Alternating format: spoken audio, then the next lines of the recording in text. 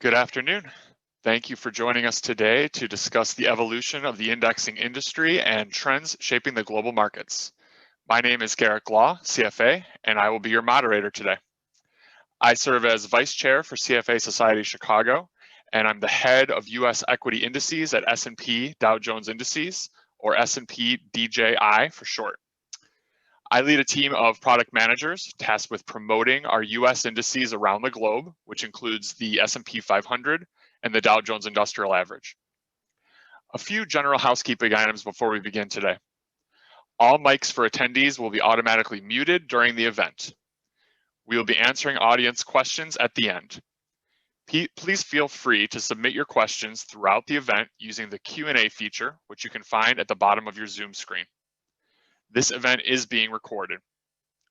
Information on upcoming events can be found at the Society's website at cfachicago.org. I'm delighted to be joined today by Dan Draper, CFA, CEO of S&P DJI. Our company is the world's leading index provider, and Dan is responsible for all aspects of our index business globally. You can refer to Dan's bios for full details, but I do want to mention a few highlights before we get started. Before joining S&P, Dan held various leadership positions in New York, London, Hong Kong, and Jakarta with Invesco, Credit Suisse Asset Management, Lixor Asset Management, and other global asset managers and banks. He holds an impressive number of designations, including the CFA and CAIA charters. Dan is a board leadership fellow at the National Association of Corporate Directors, a fellow at the Aspen Global Leadership Network, and he serves as a board director for the Lyric Opera of Chicago. And with that, please join me in welcoming Dan Draper. So Dan, you recently celebrated your 1-year anniversary as CEO of our company in June. So let's just start off with an easy question. How's it going so far? Hi, Garrett, and everyone at CFA Chicago. Look, it's great to join you today, and look, thank you very much for inviting me. This is a great group and opportunity to speak. So you're right. I joined S&P in June 2020, and it's been a great experience. You know, I had been a client of S&P Dow Jones Indices for nearly 15 years, and I knew that this business has an incredible group of talented, very motivated people, particularly a lot of passion about investments in the financial markets. So it's been great to now get closer and actually work, and frankly a privilege to kind of lead the talented team and the iconic businesses and indices that we represent. And look, I've just been very appreciative of everyone who's welcomed me over the past kind of 13 months and really helped me accelerate into the role. Excellent. And obviously a very strange time to be taking on a new leadership role. So, what lessons have you learned from the global pandemic and starting this role in a fully virtual setting? I know we're starting to get back to some in-person meetings. I know you've been in New York recently, but that's just a recent development. So how has that been for you, and what lessons have you learned? You're right. I mean, we were fortunate to get together, locally in Chicago for dinner outside the office, but it was almost a year, I think within about a week of a year of actually going to an office, in a kind of in a business capacity. But overall, look, I think that, the pandemic's been an incredible experience for all of us, both, personally and professionally. And my virtual onboarding, look, it definitely created, some new challenges that I had never experienced in my career. And look, I'm someone, I really enjoy personal interactions and all the social aspects of working in our industry, exchanging ideas and whether it's over lunches or dinners or just even getting a coffee or something in the office. So obviously that's changed. But that said, I've been super impressive. S&P, has a very strong people first approach, leading with empathy, making colleagues feel supportive of any circumstances. And we all know that we've had a real fusion of our personal and professional lives in this type of environment and being very mindful. And I think also, particularly for me, coming new into the role virtually is really trying to build trust, with your team and really finding, above all, creative ways to stay connected. So again, just, I want to thank everyone who's made the extra effort to help me get up to speed and make the effort. And I would say too that we talk about, Zoom fatigue, through that. And I think being very mindful, really encouraging as leaders, people to take screen breaks and to really be able to kind of pace yourself. And I think I've been very proud, our firm has put in, monthly health and wellness days to give people extra time. And then we've also added, no meeting Fridays, within S&P Dow Jones to really help people, I think, get to the essence of what, for me, CFA Institute and CFA Chicago stand for is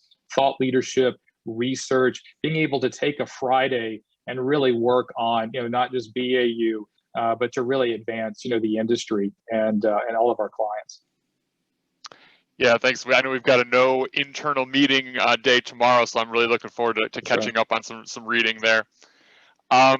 So you already touched on this a little bit, but can you provide an overview of S&P Global, so our parent company, as well as our index division's involvement with CFA Institute, as well as with CFA societies around the globe?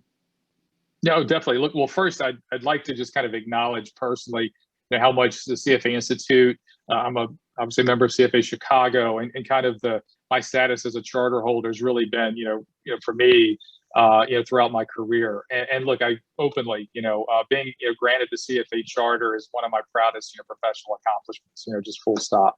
And I do love whether it's virtual gatherings or getting together, hopefully again soon, personal people, and really just sharing kind of war stories about how we had to multitask, family commitments, and all these things to get through those 3 springs of studying and getting through those 3 exams, but also where the fellowship that we've really developed both professionally and personally, the relationships. And I've been fortunate. I spent about 14 of my years, professional years, based in London, so I was very close to CFA UK, kind of Will and his team, and I was on their board for a couple of years there. So I really have seen globally the impact. And I think the real passion of what the original founders of the Institute had in mind. And it's amazing. And I think even the challenge we've had of the pandemic, it's going to transform, I think, in very positive ways, the way this Institute is able to rally together thought leaders, and really help broaden society through better investing and through better practice, both ethically and other ways in financial markets. Anyway, so I think with that, I'd get to your question. Yeah. I think it was more about, but you can tell. So that's something it's important to me. But I do think in terms of S&P Global, our parent company, we do have 422 CFA charter holders around the world. So clearly a large number of those are within the indices business, where we both work.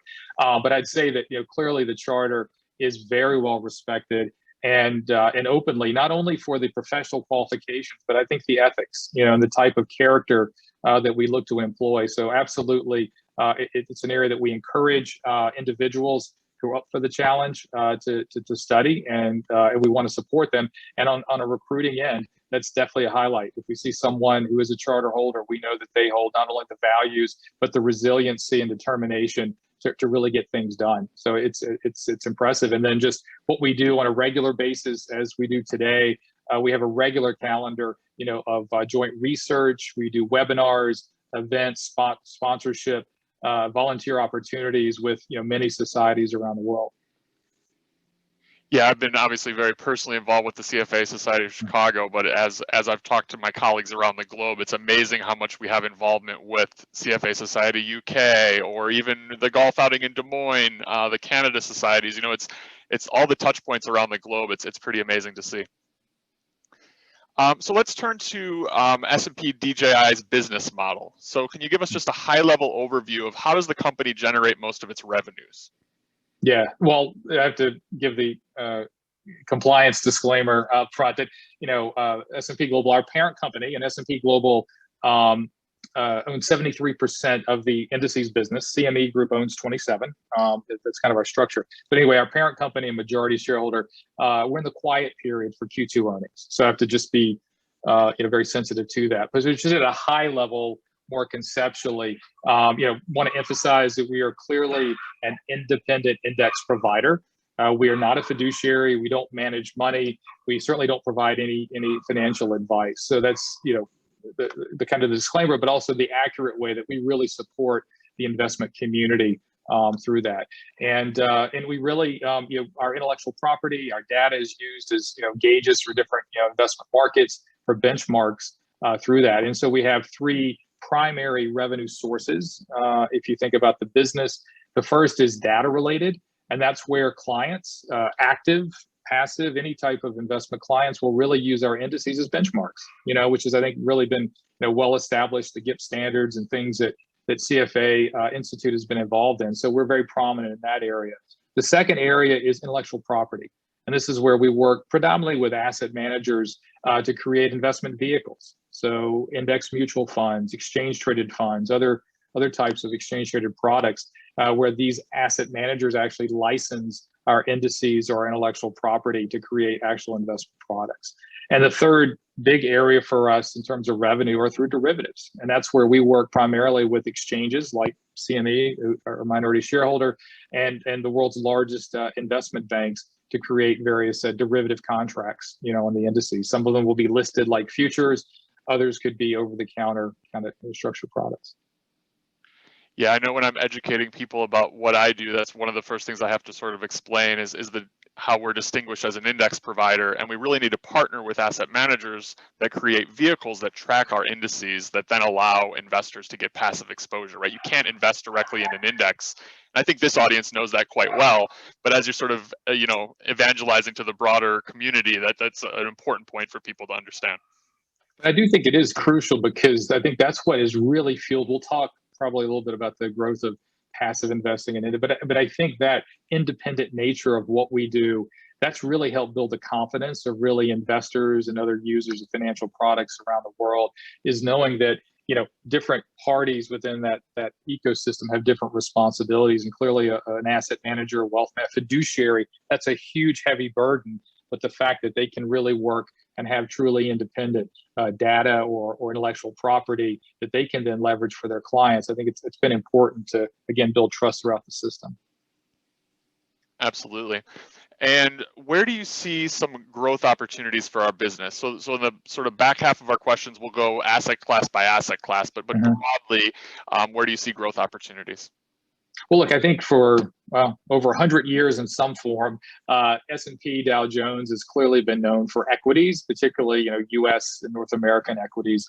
But it's really exciting. Last November, our parent company S&P Global announced it's merging with IHS Markit. So obviously another industry leader, and through that, IHS Markit has really built incredible fixed income and multi-asset capabilities. So if you think about for us to take some of their iconic product brands, things like their iBox range, so to corporate bonds and high yield and things like that. And now for us, really, we think to differentiate our market leading position, but to now bring fixed income and other kind of multi-asset class capabilities from IHS Markit, we really can, as most of our clients have moved to more solution-based, holistic kind of discussions with their clients, we're going to be able to support them even more and really become much more of a multi-asset, one-stop shop on a global basis. So that's really kind of the top thing, and making sure that the deal's been announced. We still haven't gotten final regulatory approval, but hopefully if things go well, we'll get that closed. That should give us a big place in the market. And clearly, those of you who do follow exchange traded funds and other kind of passive areas, there's just huge growth in kind of passive fixed income that we hope to leverage. Just quickly, in the other areas, ESG, not surprising anybody, huge focus. S&P Dow Jones has had a track record in sustainability and ESG for over 20 years, so that's a core focus. Newer, but I personally find really exciting, cryptocurrencies. We've got a suite of indices out there. And then I think we've also seen huge growth and maybe some further transition from some traditional active strategies into thematic and even factor indices. So if you will, taking market cap weighted, kind of slicing it, in different ways. But thematics have definitely grown a lot for us in the last couple of years. Great. So you mentioned this, but can you talk a little bit about some of the factors that are driving the appetite for index-based investing? So I think this audience is well aware of sort of the general trend from active to passive, but if you sort of look under the hood, what would you say are some of the things that are driving that? Yeah, I mean, we continue to see this is a secular trend. So, whether the move, if you will, that secular trend of active to passive, whether you go through a dot-com bubble or a global financial crisis or even a currency crisis and whatever, or a pandemic now, even though you can have market corrections, you just see the secular trend increasing. right? And I think the ability to not only move to more transparency and in some ways, probably more liquidity associated with these types of investment strategies in many cases, but also the low cost and really, more money in the pocket of the end investor and end savers, retirees. So I think that's a pretty powerful trend. And we've built a lot of research and most notably our SPIVA scorecards. We actively track and have for 19 years, looking with a very consistent methodology, just trying to judge that performance, and particularly looking at how well active managers, are performing versus benchmarks, through various, market cycles. So obviously, there can be shorter term periods and things change, but look, over even short term and definitely over longer term periods, our SPIVA research indicates, like for example, last year, 57% of active U.S. equity funds really underperformed the S&P Composite, 1500, and that was when you had a pretty tumultuous period, obviously, in 2020, which you would think would be normally a good opportunity for active managers to outperform. So even then, the majority didn't. And then if you look over a longer period of time, we've really seen 83%, of the same domestic U.S. investor equity underperform the S&P 1500 over the past 10 years through 2020. So the longer term period that you look, and I think the other trend, which is somewhat implied in this, not only is kind of the relative performance and how hard it is after fees for active managers, to really consistently beat the benchmark. The other thing, as I mentioned, was the lower fees. And we kind of at the same time estimate, if you look at average management fees, for example, in active mutual funds, if you compare it to index mutual funds or ETFs, we estimate over a 24-year period through the end of 2019 that passive strategies will have saved end investors over $320 billion in comparable fees. So it's pretty compelling. Yeah, that's a good chunk of change for sure. So how does an index provider like S&P ensure that its indices remain timely and relevant in the marketplace? Yeah, look, I think it's a fantastic question. I think at the heart of what we do, and this again, it's been in place with the Dow Jones and then later the S&P brands that over multiple decades, and as I said earlier, in the case of Dow Jones over a century, is remaining independent. I think being able to be independent, to bring a transparent philosophy that really and practice and governance structure that really gives people confidence over long periods of time to rely on, again, either benchmarks and attribution analysis, or in the ultimate investment product, being able to look toward our IP and or data to kind of accomplish those. And I think also at the same time, you have to be independent, but at the same time, you also need to remain relevant. And when market conditions change, but also to have, and we have to do this, in a very strongly governed way, but where we can have public consultations, where we can take the right amount of input from all types of, whether it's investors or other participants in financial markets, and make sure that the methodologies and the governance process remain relevant through that. And again, we have a number of public ways of communicating, interacting to ensure all that happens. And so again, that's not something that you can do overnight. Openly, the marginal cost of building a new index is relatively low. They're not huge barriers to entry. A lot of smart, quantitatively oriented people do that. But to establish that track record where literally trillions of dollars are either benchmarking or potentially investing, that comes after a long period of time and really the consistency that we've established. Yeah, and I know my team on the product management team, which we're sort of organized by asset class, we're in regular contact with all of our asset manager partners, exchange partners, and so we're just constantly getting their feedback about tweaks we can make to our methodologies or new indices that we can build to sort of serve new parts of the market. So let's change our focus a bit here, sort of the second half of our prepared questions. We're going to sort of go asset class by asset class. So some of these things are more investment themes that maybe span a few different asset classes. So let's start with the topic that's near and dear to my heart, our core US equity and global equity indices. So tell us a bit about S&P DJI's offerings in this area and their importance in the investment industry. Garrett, I should be asking you this question. So please fill in any gaps. No, but look, clearly, we're well known for particularly, U.S., equities, through the S&P 500, which, our estimates at the end of last year had about $8.1 trillion benchmarked to the index, and then another 5.4 trillion actually invested in some format there. So clearly the biggest index in the world, and the most followed there. The Dow Jones that we mentioned, the long history, when Charles Dow, one of the original founders of Wall Street Journal and publisher, he wanted to find out a barometer, this U.S. economy, which arguably was an emerging market back in the 1880s.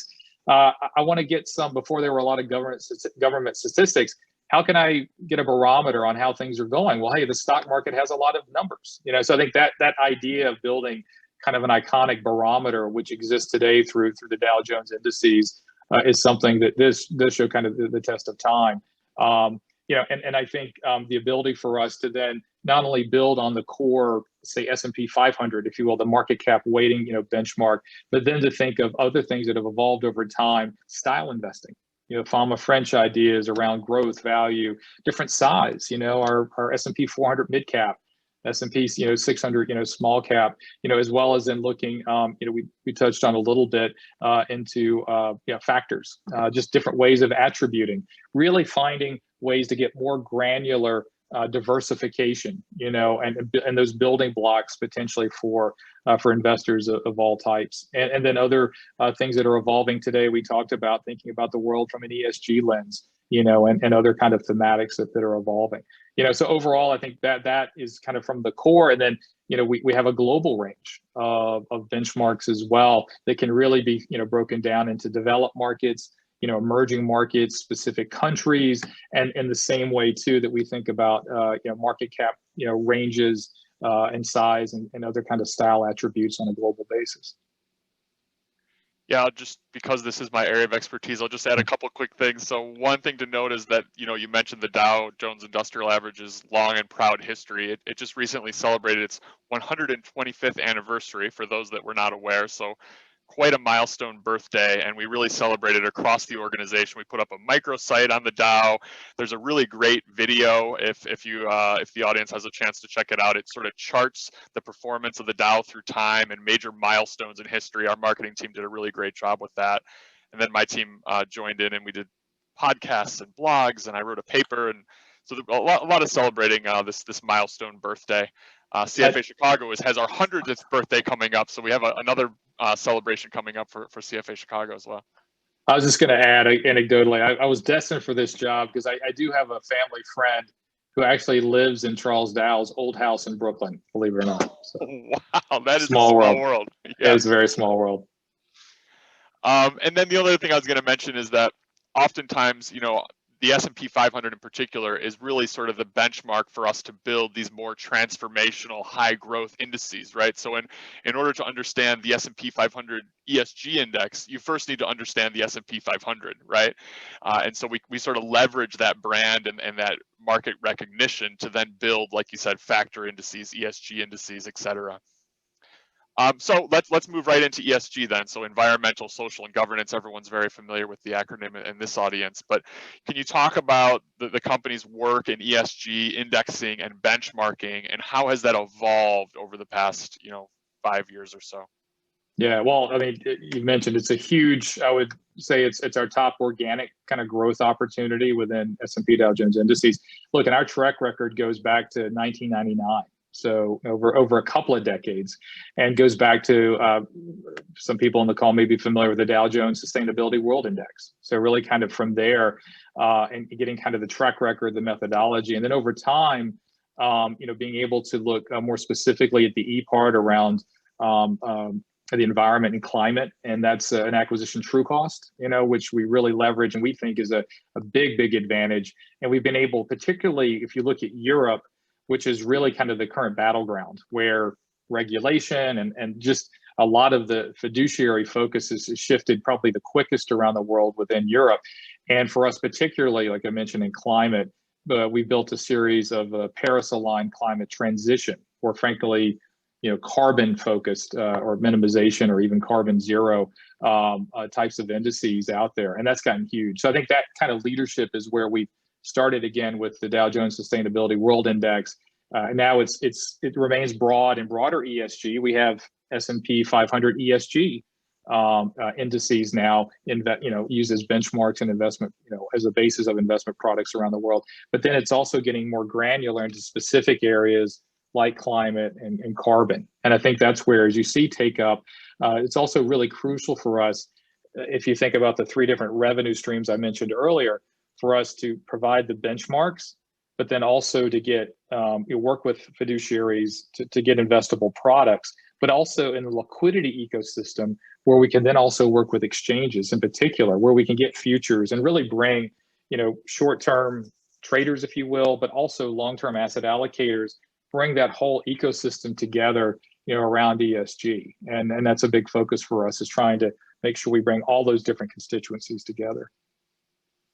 Yeah, as I've learned as much as I can about ESG over the past few years, what really strikes me is that, each investor, whether it be an asset owner or a retail investor, they all have sort of their own views on ESG. So I think as an index provider, sort of one of our goals is to provide choice to the market, right? Something like the S&P 500 ESG index, intentionally low tracking error, but still improves ESG profile, all the way to something that's very focused and sort of ESG elite, you could almost say, right? That type of methodology for someone that really wants something that's differentiated from I was going to say, I think if I could just get, I think on that point, because we've got particularly a number of inquiries from particularly endowments, charities, a lot of nonprofits in particular, and some of them in maybe the $50 to $100 million assets under management range. And it's important because they have their investment policy statements, and they're trying to think about this transition because we have to deliver according to our IPS, but at the same time, it's like we're not necessarily looking for outperformance from ESG, but what we need to do, as you said, if our core benchmarks the S&P 500, how can we be thoughtful? We want, because that's in our IPS, it's our core benchmark.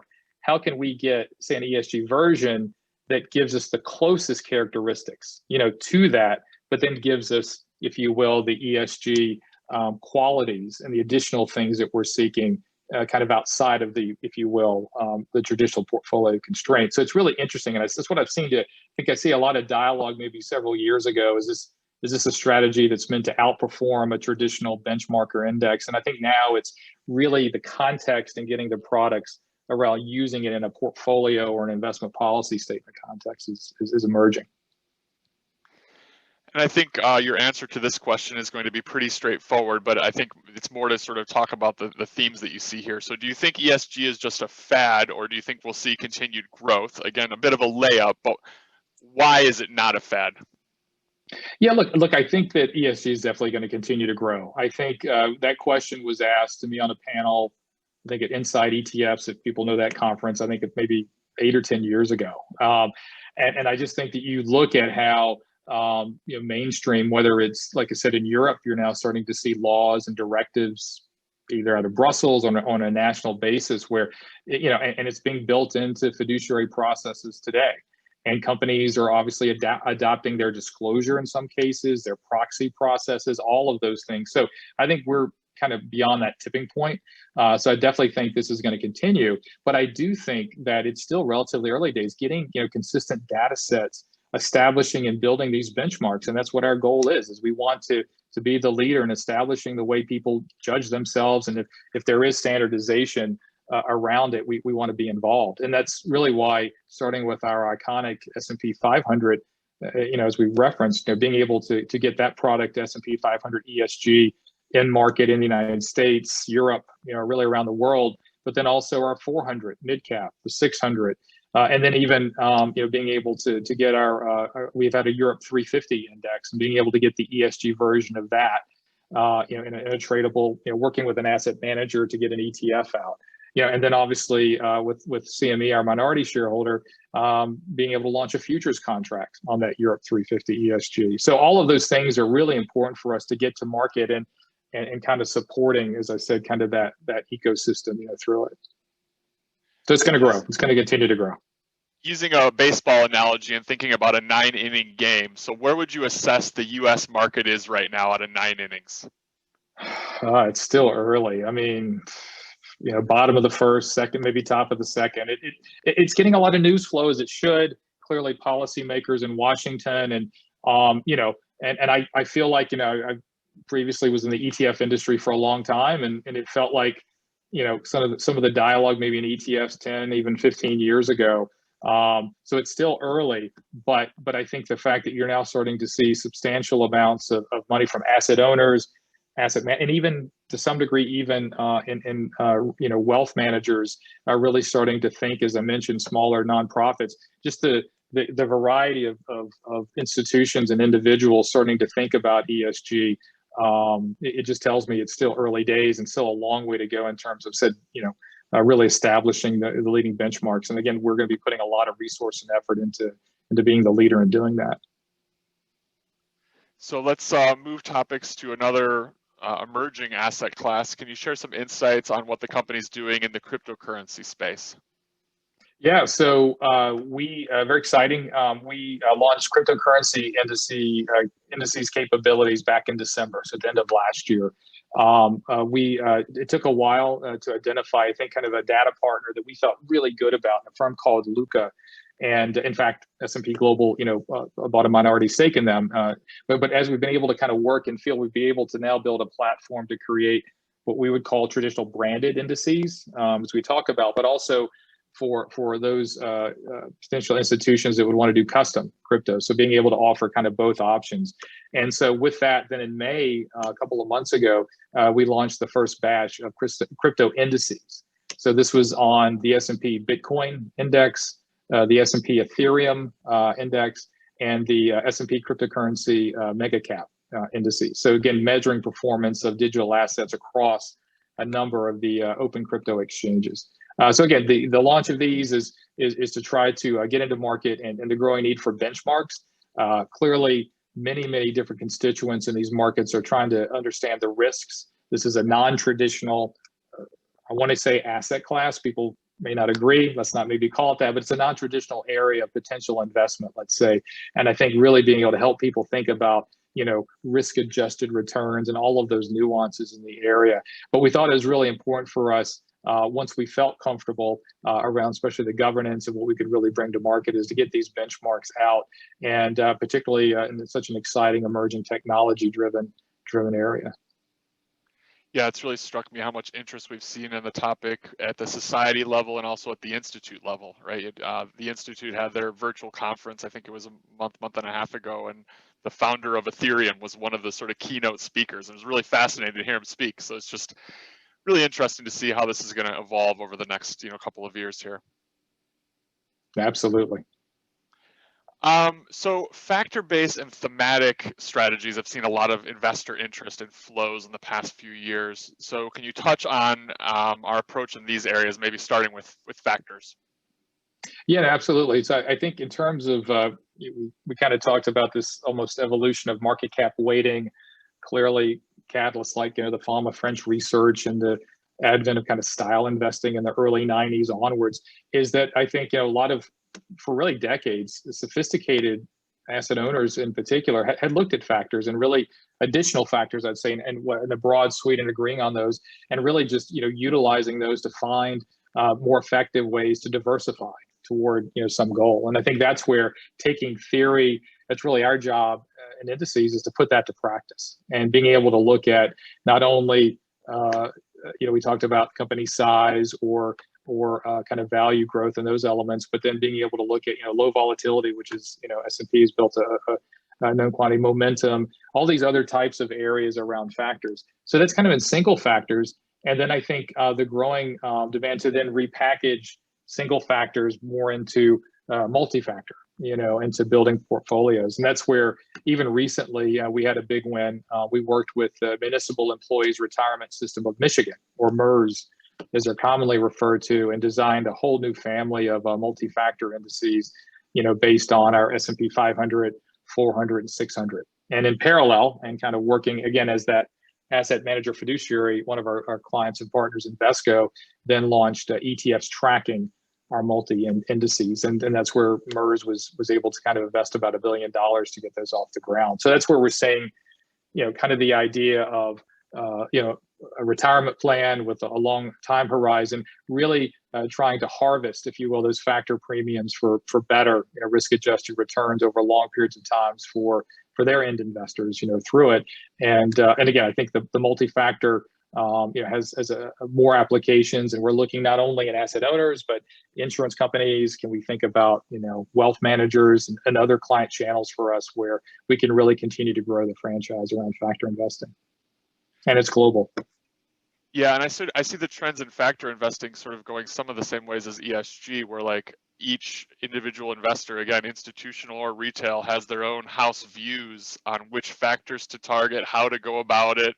And so again, it becomes a need for an index provider like us, I think, to provide not just broad benchmarks, but also sort of the ability to create indices that are designed for specific client needs.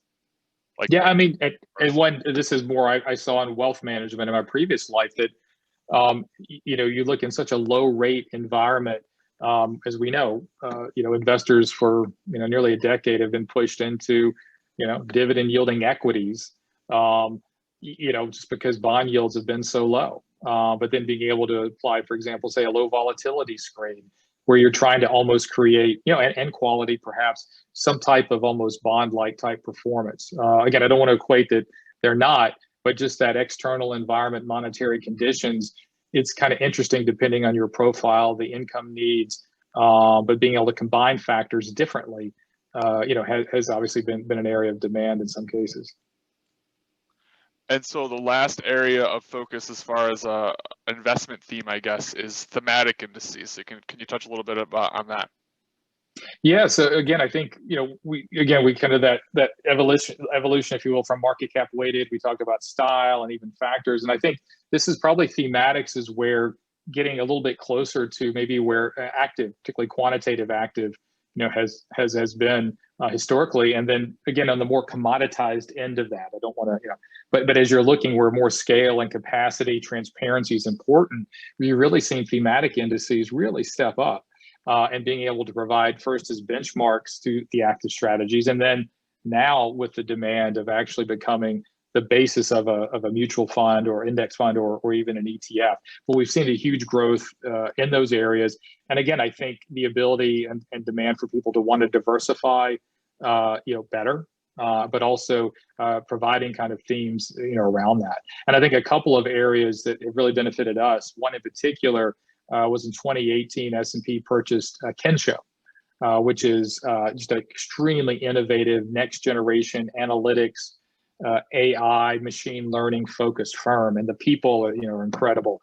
And being able to bring that in with if you will, kind of the new economy view of the world and into our traditional index capabilities, it's been a real boost for us. And I think again, an area we really want to lean into, because what will be the next generation of sectors? What will be the next generation of factors we're talking about across the spectrum, and then eventually, hopefully over time, on a multi-asset class basis. So thematics is, as I said, I think at its heart, used for asset allocators, hopefully additional tools for better diversification, but also maybe even a window and a look forward into the future as we see new sectors and as broadly as we say internally, kind of new economies as they emerge, being able to use just the technology and the access to data and information to hopefully again create better benchmarks in indices.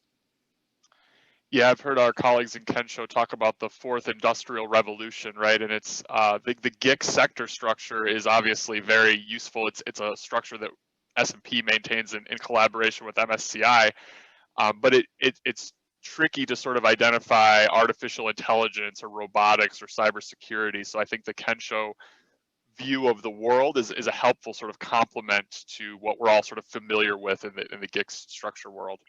It is, and that's why for me it's will the kind of a new taxonomy or classification kind of evolve, or will kind of effectively will it help like you mentioned the GICS look to version 2.0, or will help evolve, will kind of the two. But I think that's I agree. We're thinking the same way, that you look how helpful GICS has been, but to really bring the digital world to that. And I think again, Kensho is going to be the window and possibly the vehicle to help us really make that journey.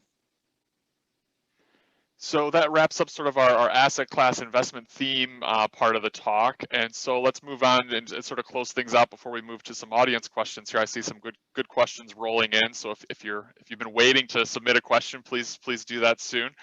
But on a more personal note, what career advice would you give, especially to younger members of our society who are at the early stages of their careers? So you've had an experience working with a variety of firms across the globe. You've really leveraged your CFA charter and other designations. So what advice would you have for people that are earlier in their careers? Well, clearly, I'm encouraging, if you have the willpower and clearly the intellectual, I think it's more the resiliency, but obviously the intellectual capacity, definitely consider the CFA charter. I mean, I think it not only maybe early in your career, it's clearly a strong qualification. It's a major differentiator, when you're competing for jobs and promotions and things like that. But then I think as you get further in your career, as I have, it's a community.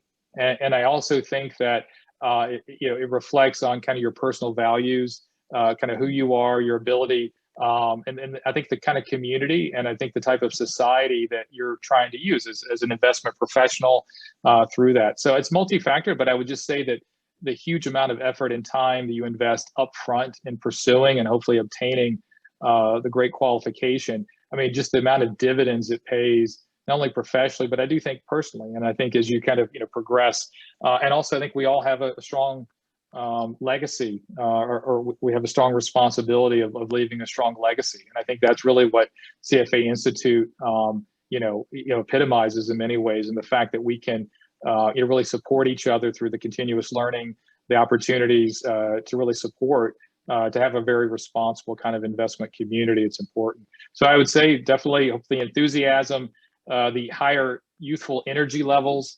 You're going to miss a few, spring opportunities and spring weekends, but I definitely think to do that. And I would also say what I've found is really leveraging, once you become part of the Institute, the network. And if you have the opportunity to stop in, not only the New York chapter, but if you're in London or if you're, anywhere around the world, Tokyo, just I think make the effort and even kind of reach out and cold call, or if you don't know anyone there, just to try to reach out to some charter holders in those offices and working with those local societies. Take the extra time to do that. And I think, again, you'll build your relationships and really get the most out of this. Yeah, the networking piece is just so critical. I mean, we just had our CFA Chicago board meeting yesterday afternoon, and we were just mentioning, by necessity, we had to move to all virtual events, right? But we're finally now starting to be able to plan in-person events again, and we're just all looking forward to being able to see each other in person again and continue to build that network, which has just been so important in so many of our lives, and personal and professional. The annual dinner we're hoping to plan November 3rd is we're going for in person, so really looking forward to that celebration.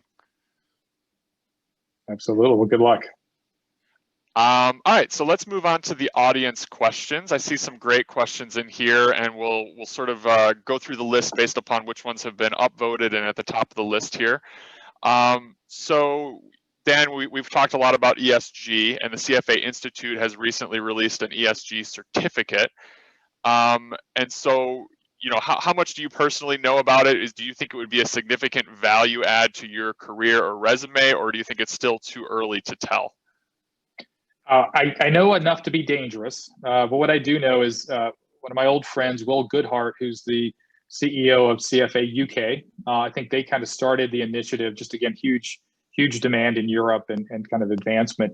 Everything I've heard, huge success there. I think CFA Institute has clearly, imported it over, made it kind of global. And I think, Garrett, on our team, we have several people who are either pursuing it now or who have, kind of finished it. And I've heard nothing but really good things about it. But yeah, I'm interested to learn more. And I unfortunately probably don't have time. I'm run out of my qualifications, but certainly some of the articles and some of the materials I know that I'll probably be reviewing in time and looking forward to it. Yeah, I know our global head of training actually reached out to me about the certificate when it was still under the purview of CFA Society UK, and now the Institute's in the process of taking it over. And that just so happened when Institute was reaching out to our society and asking, do you view Chicago as a key market for this? And we said absolutely yes. And so we saw at S&P, I know we've seen a lot of interest from our client-facing folks primarily in Europe, but now more and more interest in the US as well.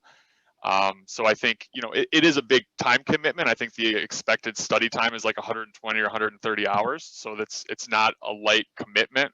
But I just do think it's a topic that's, regardless of even if you're sort of an ESG specialist or not, I think it really will help provide, a lot of good context for everyone in the investment profession. I think we're all going to need to know something about this topic.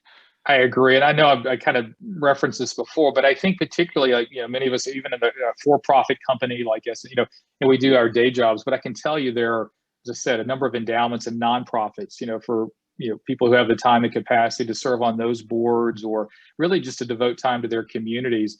There are a lot of organizations that genuinely, this is, they maybe have an endowment or they have investment needs for their investment policy statements, but they're trying to make that transition because this is really at the heart of maybe what their organization does, as a nonprofit. And so being able to link it, and they need help. And they have very qualified investment professionals. But I'd say, again, for those in the audience who either do it full time or have the capacity, something like this, there's just a huge demand, and something that can really help a lot of local communities, particularly in the nonprofit segment. So this is an interesting question, and it actually ties into something that we talked about at the board meeting yesterday, ironically. So in your opinion, what can the CFA Institute and the societies and firms like S&P Global or S&P DJI do to promote the value of the CFA charter and to stay abreast of the changes in the asset management industry? Well, you discussed it yesterday, so I might kind of turn it back to you. But just look, I think at a high level, it's a real balance, because I think if you kind of over promote, in kind of the wrong ways, and in some ways but I think that keeping the brand at the level that it has been, but still making it extremely relevant, and having new, alternative investments back in the day, and maybe cryptocurrency, but keeping it kind of relevant. It ultimately, for me, comes down to the members, and it comes down to the talent and expertise that wants to be part of CFA Institute. So I think kind of that openness and encouraging, the talent from all types of areas, but still having, I would say, standardized processes to be able to bring in new ideas, people, and being able to come out with obviously a core curriculum, but also keep enough structure that the many constituents that are so dependent on the Institute and its standards in many ways, can still find that reliability. So it's not easy. And leaders like you and obviously the leadership in Charlottesville, I know, think about that constantly. But I think getting that balance right is really important around relevance. Yeah, I mean, one thing that we talked about was just, sadly, the CFA charter outside of our investment world, right, is just not very well known, right? Sort of your friends and family are most likely don't understand the rigor and what's involved with getting the charter.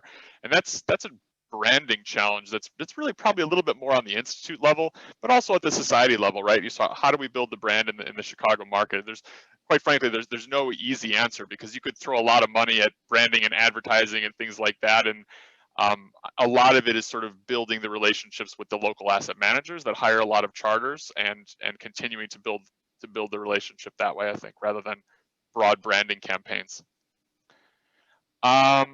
All right, so can you speak to the regulatory environment which our firm is under? So who is our main regulator, and any comments on how the environment is changing with the popularity of indexing and ETFs growing? Okay, so I guess first and foremost, I'll stick to S&P Dow Jones Indices, our immediate business. Historically, indices have not been regulated. Now that has changed. We are currently regulated in, well, let's say, two major markets in the world. The first is Europe, the BMR benchmark regulation, and the second is kind of Australia.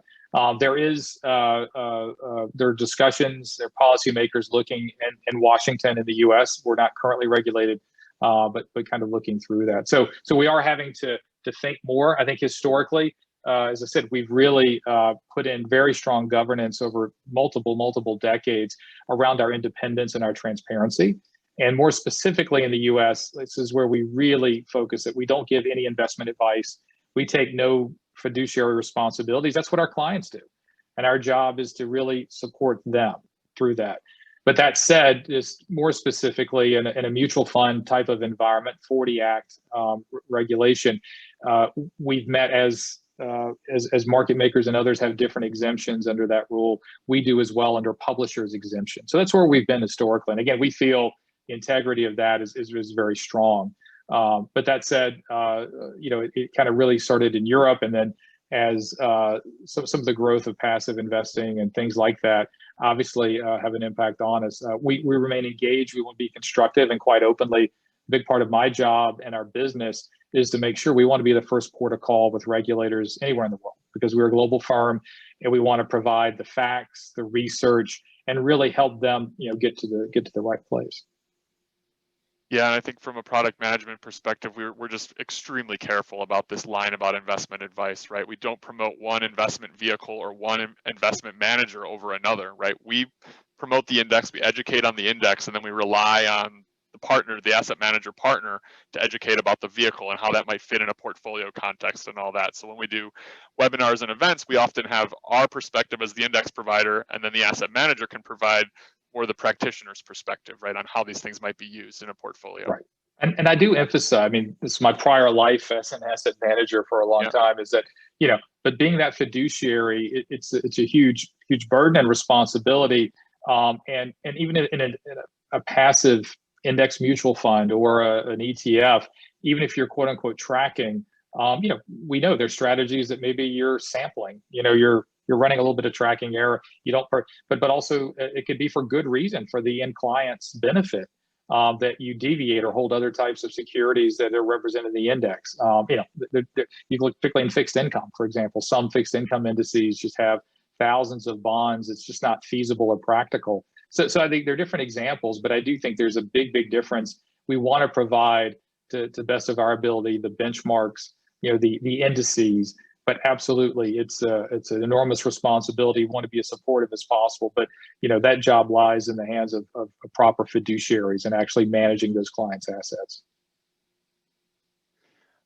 Here's another good question. Can you speak to the competitive environment in the data and index space? So from your perspective, is it an oligopoly with a couple major providers? While it might be easy to create an index, it seems that brand and reputation are key attributes which have delivered healthy returns in this space to shareholders. Well, it's a fantastic question. I mean, look, I would say that, as I referenced earlier, indices have a very low barrier to entry.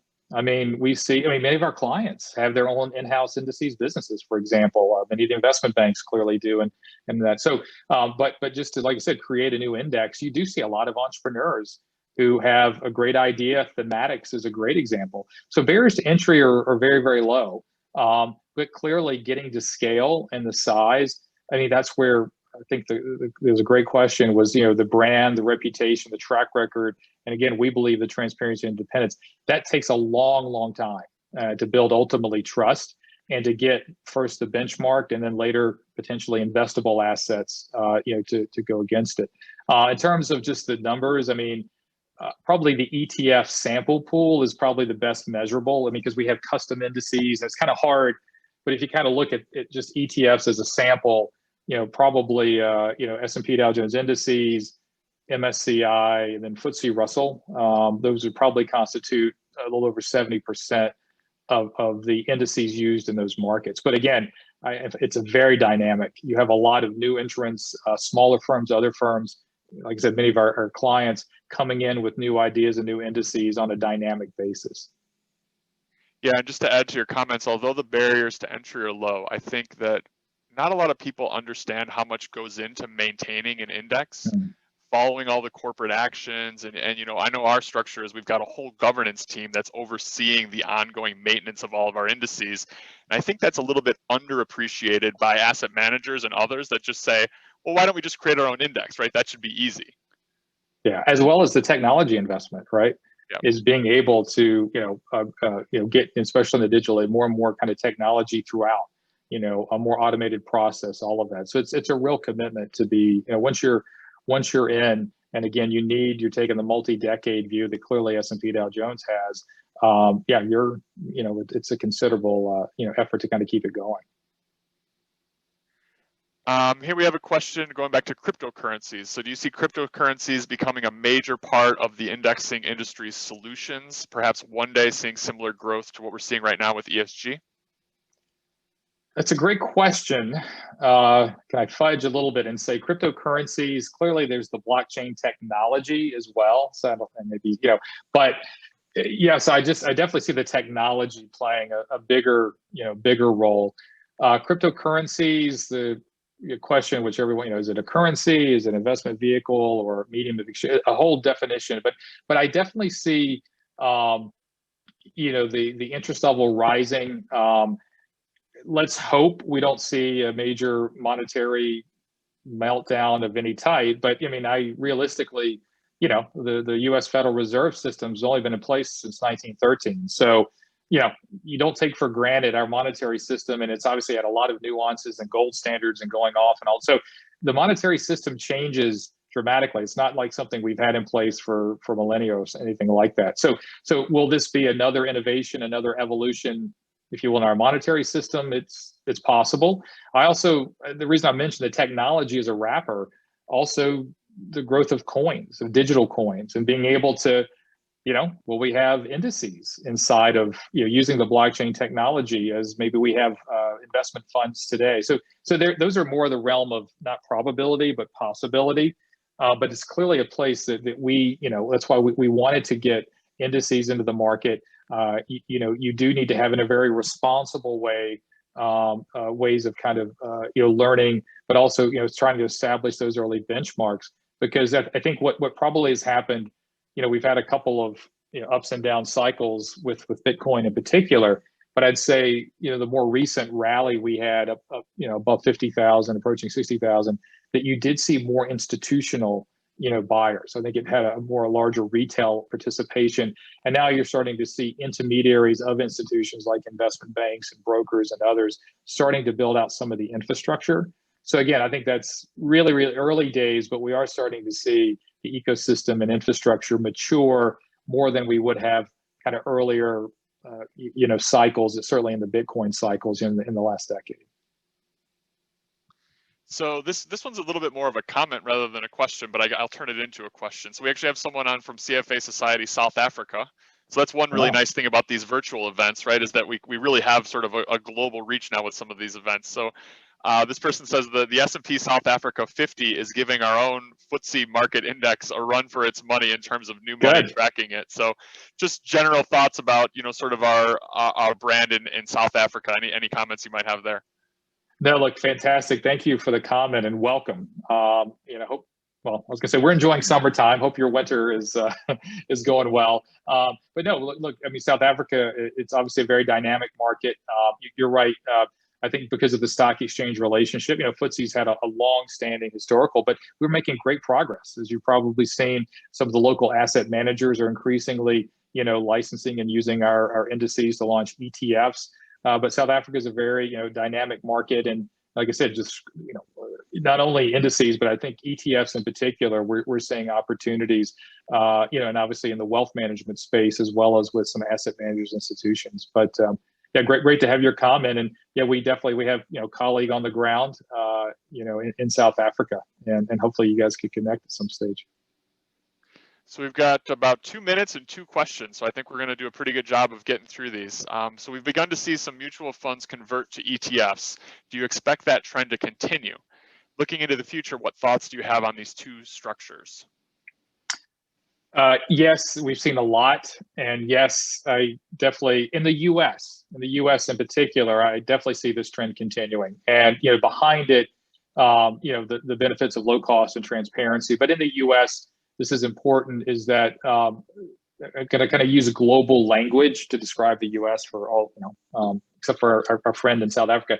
But a U.S. mutual fund, a 40 Act fund, for example, is really, it's a transparent structure, as people outside the U.S. would say, meaning that we know at the end of the year, we get a 1099 tax form from our broker. Whatever happens inside the fund can be taxable, capital gains, income, all of that. So that created the situation where with an ETF, because of the ability, particularly in equities, also in some cases fixed income, but the ability to, as we say, would create or redeem, units, being able to work with an investment bank or a broker, an intermediary, and exchange securities, that's a non-taxable event inside the fund, right? So that's a tax advantage, huge. Mutual funds don't obviously have that. And again, if you get your 1099 around a mutual fund, you can certainly see that. So there's a tax element through the structure that is very unique to the US market. And I think, and again, the low cost, the transparency, all of those things combined, this is the trend. And now you're seeing, I think the proof is in the pudding with traditional large active managers who would have never considered the ETF wrapper. Now there was a couple of years ago a rule change called the ETF rule that now makes it easier to issue these products. So anyway, long story is that in the US, outside the US, like in Europe, UCITS is the fund directive that's used there. Those funds are opaque. So in most countries in Europe, what happens inside the fund is not taxable. It's only if a dividend is paid out or obviously a capital gain on the fund movement itself. So you don't have that tax advantage in Europe. So that's where generally, I mean, you've still seen huge growth of ETFs in Europe, no doubt. But in terms of the tax efficiency argument, it doesn't exist. So you'll probably see the mutual fund wrapper, the daily pricing, continue, there for longer. But I think, big growth in ETFs globally will, record year of asset gathering. Great. Well, apologies to Nate, but we are past the top of the hour here, so I will wrap up our conversation. So Dan, thank you very much for joining us today. This was a great conversation. I hope everyone that attended in our society got a lot out of it. At the end of this event, you will see a notice to complete a short survey. Please do take the time to fill this out. I can tell you from previously being part of the education advisory group that we take these surveys very seriously. We look through all of your comments and we really do use it to plan our future events. If you have any questions about today's event, please contact CFA Society Chicago office at info@cfachicago.org. So Dan, thanks again, and thank you everyone for joining us today. Bye, everyone.